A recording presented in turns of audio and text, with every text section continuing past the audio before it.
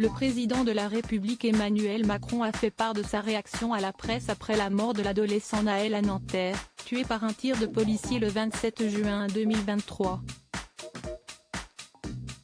Le ministre de l'Intérieur Gérald Darmanin, en première ligne, a également pris la parole tout comme la chef du gouvernement Elisabeth Borne. Emmanuel Macron a jugé mercredi 28 juin 2023 inexplicable et inexcusable la mort d'un adolescent, victime d'un tir policier à bout portant la veille à Nanterre, apportant aussi son soutien aux forces de l'ordre qui s'engagent pour nous protéger. Rien ne justifie la mort d'un jeune, a affirmé le chef de l'État au troisième jour de sa visite à Marseille, évoquant l'émotion de la nation tout entière et assurant respect et affection à la famille de Nahel, orthographié par erreur Nahel dans un premier temps, 17 ans. Nous avons un adolescent qui a été tué, si inexplicable, inexcusable et d'abord ce sont des mots d'affection, de peine partagée et de soutien à sa famille et à ses proches, a déclaré Emmanuel Macron à la presse, rapporte l'AFP. Le président de la République a également rappelé que les forces de l'ordre étaient composées de femmes et d'hommes qui viennent aussi de tous les quartiers de la République et s'engagent pour nous protéger et servir la République.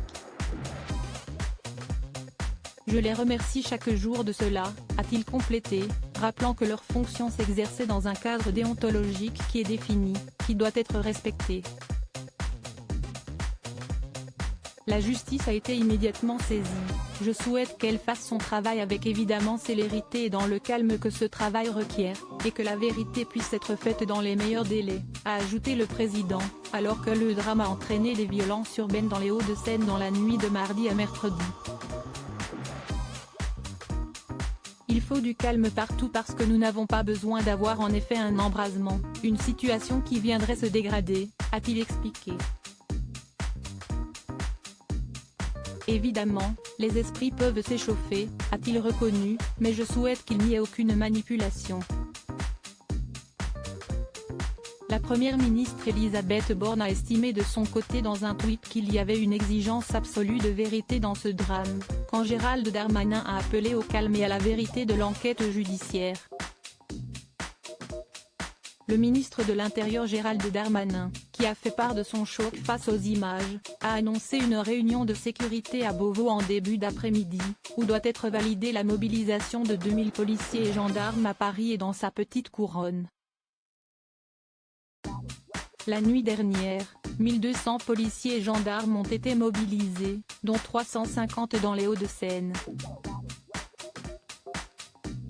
À Nanterre, où les heurts ont été les plus violents, plusieurs bâtiments publics et privés, parmi lesquels des écoles, ont subi d'importantes et inacceptables dégradations parfois irrémédiables, a déploré la mairie, appelant à arrêter cette spirale destructrice.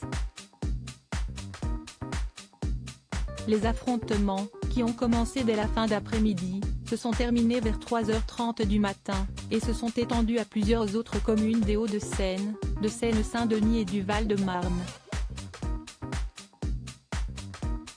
À Mantes-la-Jolie, Yvelines, la mairie de quartier du Val-Fouré a été incendiée. Émoi national. Cette affaire a relancé la controverse sur l'action des forces de l'ordre en France, où un nombre record de 13 décès a été enregistré en 2022 après des refus d'obtempérer lors de contrôles routiers. Elle a ému jusqu'au footballeur vedette du PSG et capitaine des Bleus, Kylian Mbappé. J'ai mal à ma France. Une situation inacceptable, a notamment écrit le joueur sur son compte Twitter. Qu'une justice digne de ce nom honore la mémoire de cet enfant, a aussi tweeté l'acteur Omar Sy. Sur les réseaux sociaux, continue de se répandre réactions d'anonymes et de personnalités publiques, non sans controverse. La mère de la victime, Nounia, s'est exprimée sur les réseaux sociaux pour faire part de son désarroi et de sa colère. Elle a appelé à faire une marche blanche jeudi 29 juin à la mémoire de son fils unique. Une vidéo a tout fait basculer dans un premier temps, Des sources policières ont affirmé qu'un véhicule avait foncé sur deux motards de police. Mais une vidéo circulant sur les réseaux sociaux, authentifiée par l'AF, a montré qu'un des deux policiers tenait le conducteur en joue, puis qu'il a tiré à bout portant quand la voiture a redémarré. Des images extrêmement choquantes, a commenté Gérald Darmanin. Dans la vidéo, on entend « tu vas te prendre une balle dans la tête », sans que l'on puisse attribuer cette phrase à quelqu'un en particulier. Naël M. est décédé peu de temps après avoir été atteint au thorax.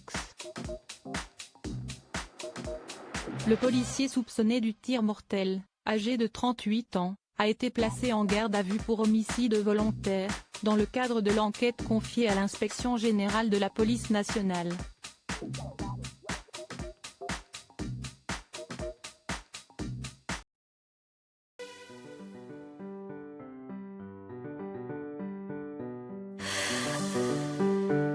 나